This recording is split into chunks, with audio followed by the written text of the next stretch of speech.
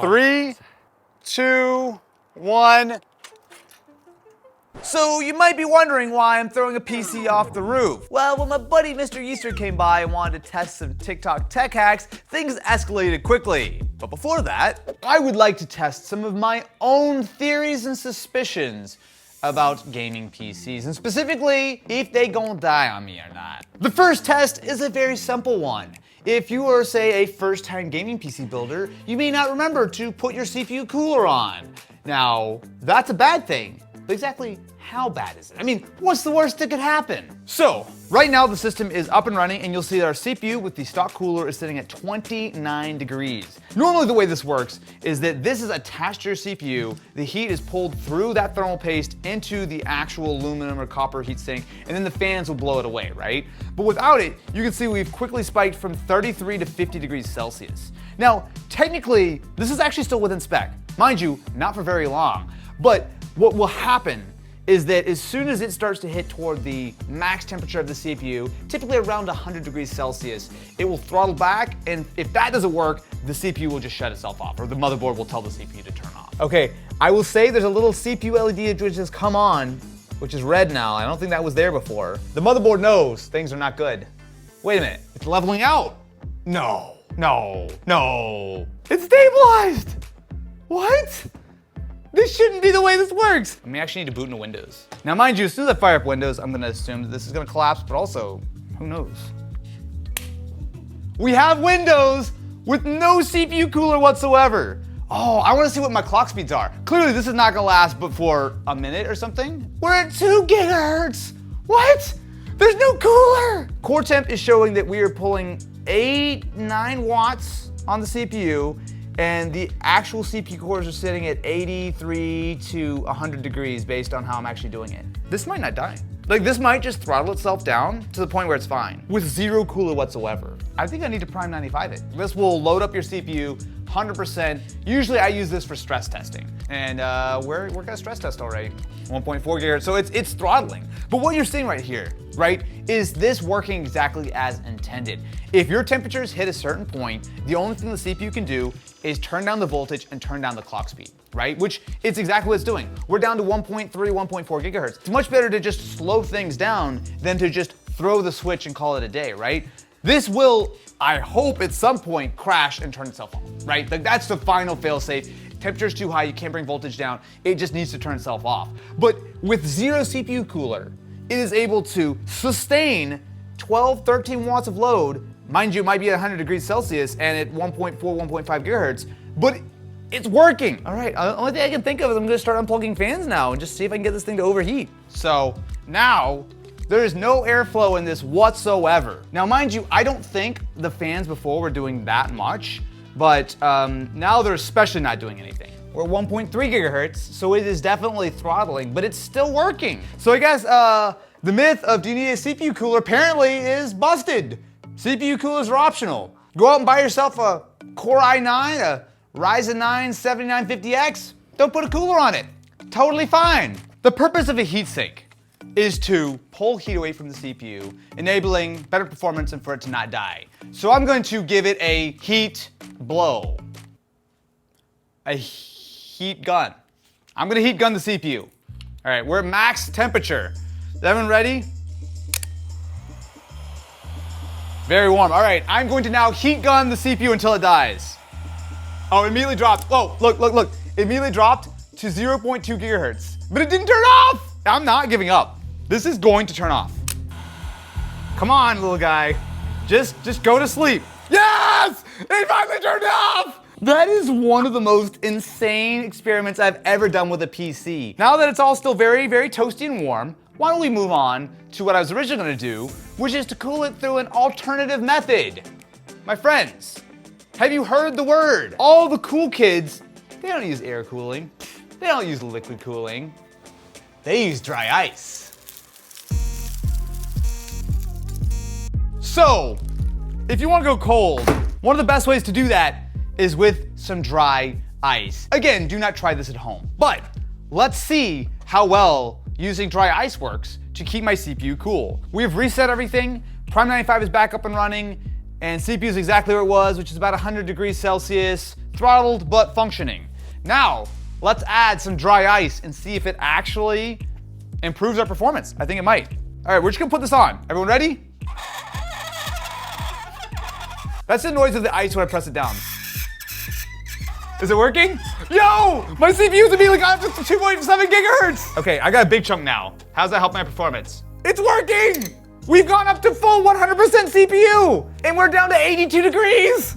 We've solved it! I don't know what we solved, but we solved something! We have dry ice successfully cooling my CPU right now. We got max clock speed, 3.7 gigahertz, which is as high as this will go. We're down to 50 degrees Celsius, pulling 47 watts. Basically, the absolute max the CPU can push out is being dissipated through this dry ice right now. What is going on? This is so cool. So what's funny about when you're just using a chunk of dry ice like this, it melts like a hole or like a square shape in the ice. So the ice is now like frozen down to it, but it's actually not making contact. So my temperatures have gone back up, but it's literally like frozen on here now. Can you see that? So it's literally a square shape on my chunk of ice. So the only thing I can think of now is to just gently cool off my dry ice.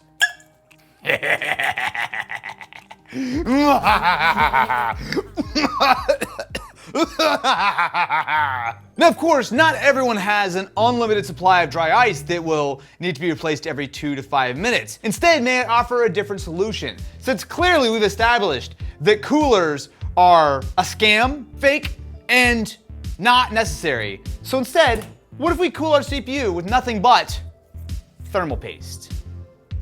Anyone thirsty? So now, oh no! Whatever will we do? My CPU temperatures are going through the roof. Well, why don't we take some thermal paste and see if that'll solve our problems. So let's just go have some fun. Don't try this on. Okay, so that's one tube. How are my temperatures? Is it worse now? So if you were wondering if you can just put thermal paste on your CPU, that won't help. But if you're wondering if too much thermal paste will cause a problem, I don't think so. I think I have applied slightly too much thermal paste, but that's fine, because you know what? What could possibly go wrong? So we're just gonna just plug our CPU fan back in. All right, let's see if it works. Wait, it's actually working. I mean, I knew that. Of course it's gonna work. I am an expert here. Actually, you know what I will say? Even with a slightly large amount of thermal paste, it actually didn't really make a huge mess. Like, I can't actually see any of it around the cooler. And you've seen, it immediately works. Our CPU's gone straight back to 100%, and we're coming down in temperature slowly. Now, what does it look like once we've actually done this? Oh. Ew. Will thermal paste hold my dry ice in place? Actually, look, it immediately spiked. It immediately spiked, it works! That was what I was doing wrong all along. I should have used thermal paste, then my dry ice, not dry ice on my own. Man, what a dummy. So the other day, I got this text from my buddy, Mr. Yeester, the TikTok tech tinkerer. Do you guys have roof access at your office? Coming from him, this is mildly concerning. What do we have here? I need you to take a look at my PC. Okay. Might be dinged up a little bit, but Sure. You need a little bit of troubleshooting advice? yeah, maybe if you can figure out what's wrong with it, that'd be really helpful for me. Okay, sure, no problem, man. You know, when you ship PCs, you never know what's Of gonna course. get moved Oh, around. you know what? Your graphics card may have gotten a little loose on the side. Yeah, You know what? let's- That's probably it. All right, so, well, nicely padded. You used a good foam. Yeah. Huh. Did you drop this PC by chance? I think the question is how many times did I drop it? If I'm being honest. What kind of heights did you drop this computer from? Well, started with 2 inches, Okay. and then 4 inches, Okay, that's and then plenty. 8 inches, That's too much. I wouldn't do that. 16, Stop. and then 128 inches, and then 256 inches. And it survived? Survived. I'm afraid is it? Whoa! What? I'm surprised this made it through UPS. Okay. Believe it or not, Yep. this PC still functions. Well, maybe with some reassembly. If we define function as if we can get into the BIOS, Okay, that counts. the part that is potentially the Oh! yeah, okay. Look at the back! Look at the back! That's not the angle the graphics card should be in! Well, speaking of angles that graphics cards shouldn't be, this GPU kind Ah! Ooh! Do not do that to of me! is in its own element at this point. as long as the board physically stays intact. Because obviously if the board starts cracking, traces are all gonna be gone, it's gonna be a wrap. If the CPU stays intact with the motherboard, Which it would, because that's not gonna be that fragile. Yeah. It's not going anywhere. and as long as one stick of RAM stays in place, and I guess the power supply doesn't explode, then you're gonna be fine. Let's take this to the roof and see if it will survive the final test. Let's do it. Don't try this at home. So I don't actually know how high this roof is. I'm gonna say somewhere between 25 and 30 feet is probably accurate. Feels very high. It feels very high when you look down. We'll just say this straight up. We are trained professionals. Do not try this at home. Okay, just gonna be very clear. Do not try this at home. Do you think it's gonna survive? My money is that this will still work. What do you think? I'm gonna say it's gonna die. Here goes nothing. Are you ready? I'm ready. Let's drop this PC. 3, 2, 1.